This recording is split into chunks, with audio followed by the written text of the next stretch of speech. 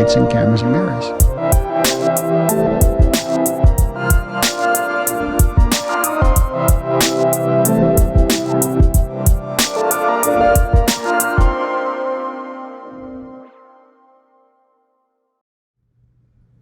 Hey, it's your boy, Auteur Deluxe. Today, I think we're getting close to the end of the year, so I can start doing some year-end lists.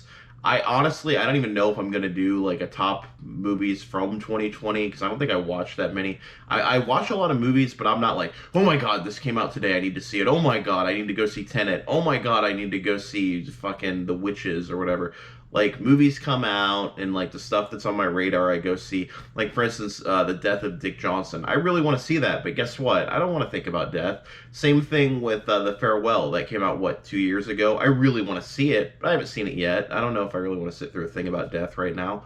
So I'm not big on like seeing movies as soon as they come out unless I am.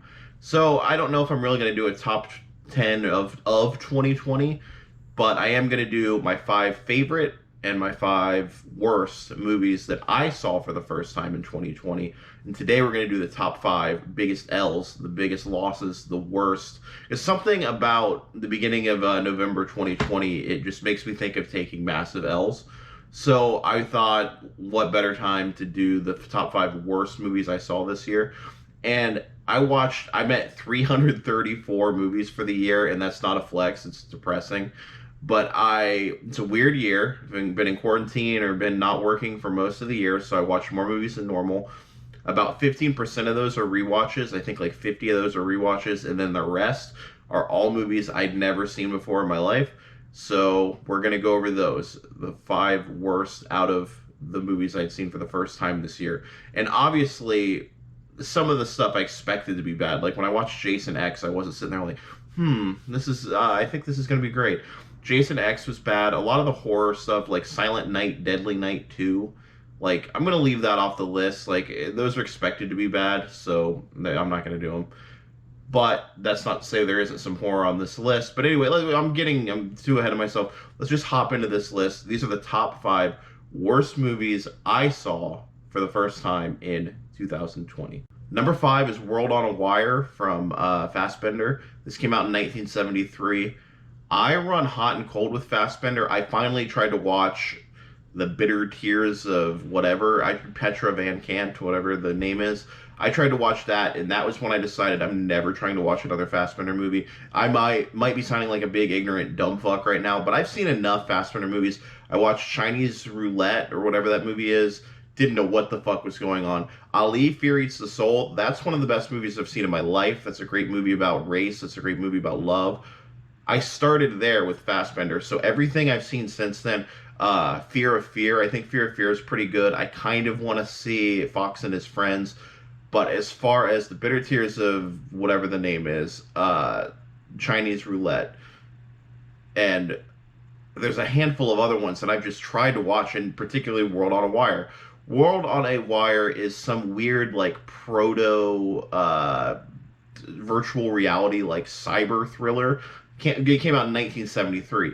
I understand that it's groundbreaking. I understand that it was kind of ahead of its time. But to sit here in 2020 and watch this thing, and it has a twist, but this twist is not going to blow your mind. It's like a low-level, one of the worst episodes of Black Mirror that has a bigger twist than this does. This movie is very stylish. It is a very stylish movie, but you can get that just from watching the trailer. You can honestly watch the trailer and get your fill of style. You don't need to sit through its 3.5 hour runtime. And like I said, it is a TV thing. I think there is like a part 1 and a part 2. Even that feels too long. This movie really, I had heard for years this is the best Fassbender thing, or it's a very good Fassbender thing. Nirvana the band, the show, one of my all-time favorite shows. For whatever reason, they have a lot of Criterion posters in the background, and prominently is the World on a Wire poster. And the poster, it's very cool looking. That's what made me want to see the movie in the first place, the poster and the trailer. But that was a massive L. That was such a waste of time. I honestly didn't even finish it. I'll break even with you guys. I got to about the 3 hour mark, and I was like, this is the twist, and I ended up going on Wikipedia and just reading what the end of the movie was. Terrible, and that's number 5 worst movie I watched in 2020. Number 4 is Come to Daddy from 2019. This movie is a mess, and I think I talked about it very early on the channel. This movie has no idea what it wants to be. It's almost like this cryptic Big Lebowski under the Silver Lake like conspiracy thing, but you find out really quickly the Emperor has no clothes, and there's nothing going with any of these theories and any of this stuff that you can kind of latch onto and like, oh, this guy's really this guy. Well, there's nothing there. Tone wise, the movie starts funny, like the Elijah Wood character is funny. Then you meet the dad character, and he's kind of an asshole. And so it changes in tone constantly, and then it does the thing that one of my least favorite movies of all time, Drive, does, and it just uses violence as spackle for not having a story. And I hate that. I hate when violence. I mean, I don't mind brutal violence in a movie, but when it's jarring and it's like just there because they couldn't think of what else to put in the movie, I hate that. I hated this movie. It's terrible. Hate the title. Hate Elijah Wood's stupid looking face on the cover. And I don't even dislike Elijah Wood. I like Elijah Wood, but in this particular movie, I every time I see the cover on streaming services, I just very aggressively swipe away. Next is The Apostle from 2018. This is a Netflix horror movie, and it's my own fault. It's my own fault that I even watched it. I was on TikTok, of course, where you go for movie recommendations, and somebody was doing one of those lists like actual scary horror movies. This is an actually scary horror movie. And that's such a bad metric. I've talked about this before, but that's such a bad metric. Consider the source. It's somebody who I don't even know on TikTok is saying, no, no, no. I know you think you've seen scary movies, but this is a scary movie. But that's what got me kicked into gear about The Apostle. Then I went and sought out the trailer. The trailer looks amazing. The trailer, it looks like it's this medieval, turn of the century, whatever, like old-timey torture devices and like some pagan rituals going on. Looks very interesting from the trailer.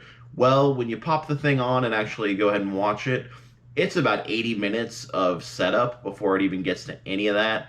It's a very dark, like visually dark movie, boring setting, boring characters. You don't care about anybody, and it's not scary. The whole thing they tried to sell me is that this movie is so scary. It's not scary. It's not good. It's a trudge. It is a long ass movie. I think it's like 2.5 hours long. I have a friend that me and him both drove cross country at separate times. Whatever, long story. But he was talking about how he would like watch TV shows while he's driving. I'm like, what are you talking about? You're watching TV show. Like, don't look at your phone while you're driving. Oh no, I just kind of listened to him.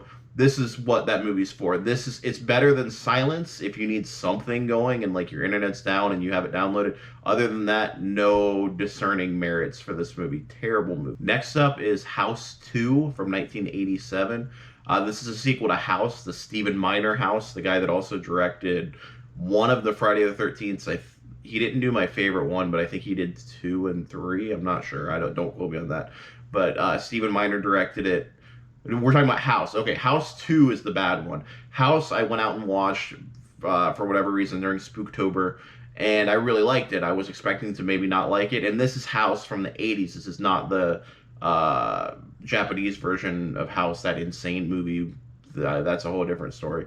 But this is House 2 is a follow-up to House 1. House 1, a guy inherits a crazy haunted house and it has like portals to different worlds and shit. Interesting, spooky, good makeup, good movie. I enjoyed it. It's fun. It's funny. It's a bit of a mess, but it's okay. You expect that. House 2, not even a horror movie. It's like this puppety HR Puffin stuff, fucking Fraggle Rock bullshit. Dumb. It's like a kid straight to movie. Like, if anyone remembers the We Sing movies, like Big Rock Candy Mountain and Sillyville and all that shit, it's like one of those straight to video. Like the adults act weird. It's like an episode of Perfect Strangers or some shit. Like just fumbly, mulleted 1980s guys with like their stupid humor. Bill Maher's in it for some reason, and I mean, I don't mean to fault him, but at the same time, I'm not like kissing his ass either. It was stupid. Yeah, it was just like the worst kind of movie, like never-ending story, puppets, the mechanical puppety things, and just like an adventure movie. That's the worst genre in the world to me. If you like, oh, we're gonna go pop on Indiana Jones, we're gonna go pop on the National Treasure. count me the fuck out. I'd rather do anything else. I'd rather watch a documentary about counting my feet, because those movies, those action adventure movies, not so much action, but just adventure, the word adventure, just think of like going overseas and a lot of sand and a lot of boring shit. And oh my God, it's the Ark of the Covenant. Puts me to fucking sleep. And this movie did that, and it's just bad. And I don't know who it's for. It's like almost too scary to be a kids movie, and I think there's swearing and shit. But I don't know what adult is watching this. So yeah, House 2, big old piece of shit. And it turned me off of the whole franchise, but actually last night prepping for this video, I watched the trailer for House 3 and House 4. They look like they might be alright. I don't know. I could be back this time next year telling you how bad they are. But like I said, House 1, incredible. Nah, not incredible, but I mean, a competent, fun horror movie. I want to see it again. I liked it. I liked the way it's shot. It was just fun, very fun. And we have a House 2, big old piece of shit. Number 1 is Rec 2. Rec, like bracket, REC, bracket again, squared, like recording, like my camera is right now, recording 2. I watched Rec 1. I guess it's been repackaged as an American movie too, but I watched the Spanish language Rec. It's a horror movie about a quarantine in a building. I don't want to spoil it beyond that, but it was pretty good. It was it had some good jump scares. It had some good like, you care about the story. You get invested, like what's going on in the outside world, that these people are getting quarantined. Rec 2 was a big old stinky piece of shit. You know, when they do the bad special effects with like shooting a gun and like bleeding, they do it in Chappelle's Show, but that was like 2005 or whatever, like the Wayne Brady sketch, and then he shoots the Donnell Rawlings guy, and it's like bad, and it looks like Microsoft Paint or like a Flash video. That was like a trend in like 2009, 2010, where all these like no budget movies were able to like, oh wow, we can put in all these bullets and all this crazy violence in our movies just with this program or whatever. Looks terrible. This movie, anytime SWAT guys, like guys are gearing up in SWAT stuff, I get worried, because it's either going to be really boring, the acting is going to be bad. Like, name me one good SWAT movie, and I'm sure there's ones with like Samuel L. Jackson or like Jake Gyllenhaal. I'm sure there's movies with SWAT guys that are good, but give me a movie where 75% of it is people in SWAT outfits with good acting, like decent, like acting that can get you over the hump on like maybe a shitty story.